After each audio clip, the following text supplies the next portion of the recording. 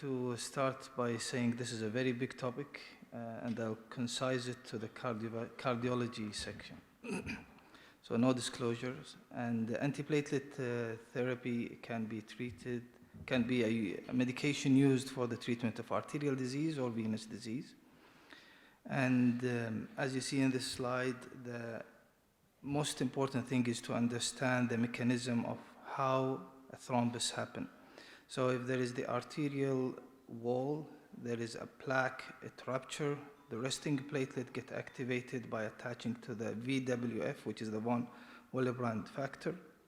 And then there will be release of enzymes that will activate the GP2B3A expression, and then fibrinogen attach more, and then platelet aggregation to make a thrombus.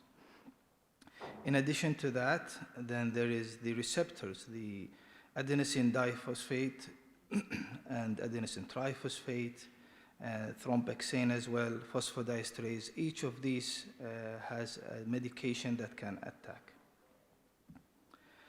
The current medication that we have for antiplatelet therapy is aspirin. Also, there's ticlopidine, which is an old one, now is basically not used. Then there is clopidogrel, prasugrel, ticagrelor. Cangrelor is not available in Kuwait, but it is used for IV treatment. And then an example of the glycoprotein 2B3A inhibitor is tirofiban, which is used in Kuwait, which is called agrastat. And this slide can summarize the doses, whether it is reversible or not, and if it is active drug or prodrug. This is a basic slide about the membrane phospholipids that are actually metabolized by COX-1 into prostaglandin H2, and then thrombexane A1, which increase platelet aggregation, cause vasoconstriction, and the prostacyclin, which decrease platelet aggregation and cause vasodilation. And aspirin is an irreversible inhibitor of COX-1. The most important thing is to know is when you use aspirin, the effect of aspirin on endothelium is actually not as irreversible, because the endothelial cells reach or regain its activity, and it's a production of prostaglandin. So we'll speak first about the primary prevention. I see a lot of our colleagues from the polyclinic keep patients on aspirin for primary prevention.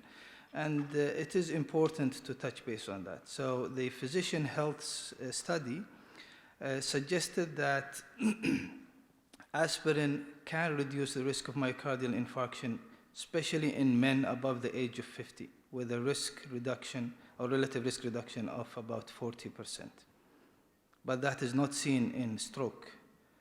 However, the women health study suggested that aspirin does not reduce the risk for cardiovascular event in women, especially those at low risk for primary prevention. This also is a meta-analysis that suggests that aspirin in men prevents from myocardial infarction, but not from stroke. However, in women, it prevents from stroke rather than myocardial infarction in primary prevention. There is no clear why there is a sex specification or sex difference. And then there was another meta-analysis to suggest that, and it confirmed the same finding, that stroke is reduced in women if you use aspirin for primary prevention. However, MI is reduced in men. The overall MACE and cardiovascular mortality is not changed. What about diabetic? So there was a study about the use of aspirin primary prevention in patients who have diabetes and evidence of peripheral vascular disease based on ABI less than 1, and it showed that there is no difference at all in using aspirin for primary prevention. And the Japanese also did the same study and checked if use of aspirin to prevent atherosclerosis in patients with no known coronary artery disease and those who have diabetes, if it prevents any cardiovascular event, and it does not. Same thing also done in patients with asymptomatic atherosclerosis with evidence of peripheral vascular disease, and aspirin also does not reduce vascular event as a primary prevention. However, in the antithrombotic trialist collaboration, it seems that the use of aspirin can reduce the serious vascular event, but that has a lot of debate in the primary prevention.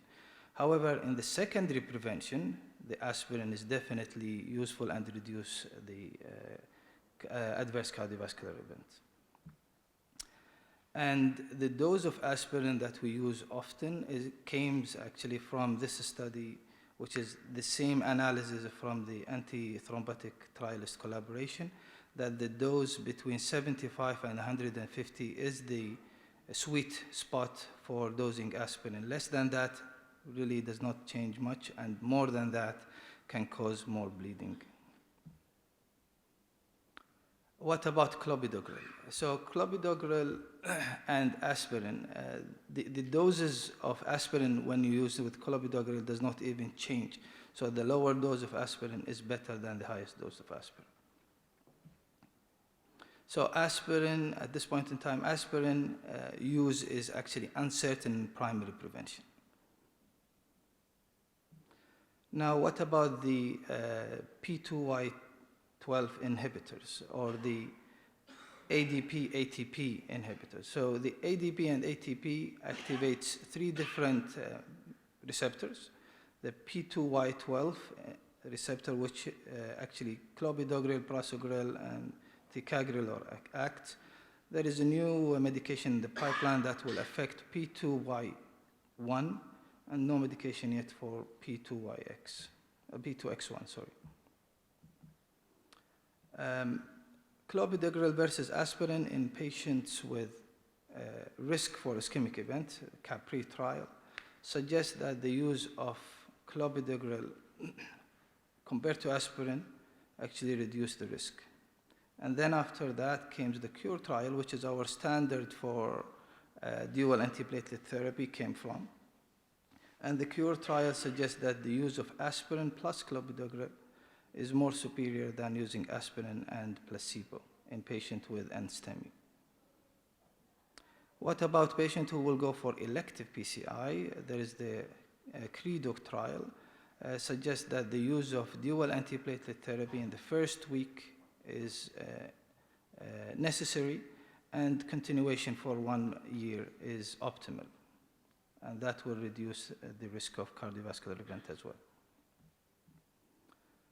COMET trial is a trial that tested the medical therapy for patients with STEMI who did not receive thrombolytics or received primary PCI. And it showed that dual antiplatelet therapy has a greater benefit compared to aspirin alone. A CLARITY trial has suggested that patients who receive thrombolytics will benefit more from dual antiplatelet therapy compared to aspirin plus placebo. And the use of dual antiplatelet therapy after 1 year is tested in the CHARISMA trial, and this is basically not of a much benefit. However, there is a lot of debate. There is many other trials that suggest probably prolonged use of dual antiplatelet beyond 1 year is beneficial for high-risk individuals. And for the time being, for the sake of the time, I will not go into details of that. What about what is new? The new is a Panther trial that published in, or was a hot topic in the European Society of Cardiology in 2022. It tested the use of P2Y12 inhibitor monotherapy versus aspirin for the secondary prevention of atherosclerotic disease. The main medication was clopidogrel, and it showed that the use of P2Y12 inhibitor has a significant reduction with regards to the major adverse cardiac event and myocardial infarction. However, the number needed to treat, one of the criticisms for this study was the number needed to treat to prevent 1 MI is 136 patients. So what about prasugrel? Prasugrel is a medication that is actually irreversible inhibitor of of the ADP, and it is currently not available in the Ministry of Health. It's only available in the private sector. So with regards to patients who have high-risk ACS and they are planned for PCI, the Triton-TIMI 38 trial suggests that the use of prasugrel plus aspirin compared to clopidogrel plus aspirin reduce the ischemic event at the risk of higher bleeding. However, for patients who are treated medically, the anstemies and unstable anginas, the use of prasugrel was not superior to clopidogrel.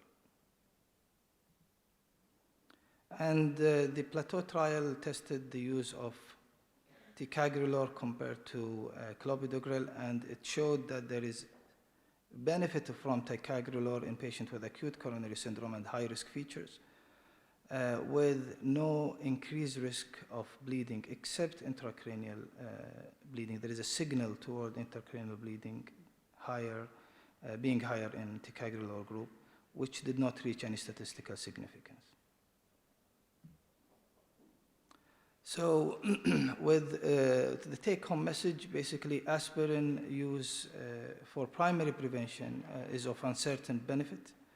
P2Y12 inhibitor should be used for secondary prevention as a monotherapy in patients who are intolerant to aspirin or have allergy to aspirin. Clopidogrel is the preferred P2Y12 inhibitor to be used as secondary prevention in ACS intolerant or allergy. ASA, sorry. The standard for dual antiplatelet therapy is 12 months, but it can be shortened or lengthened based on the patient characteristics. And in ACS, ticagrelor or prasugrel in combination with aspirin is preferred over clopidogrel if no contraindication or evidence of high bleeding risk.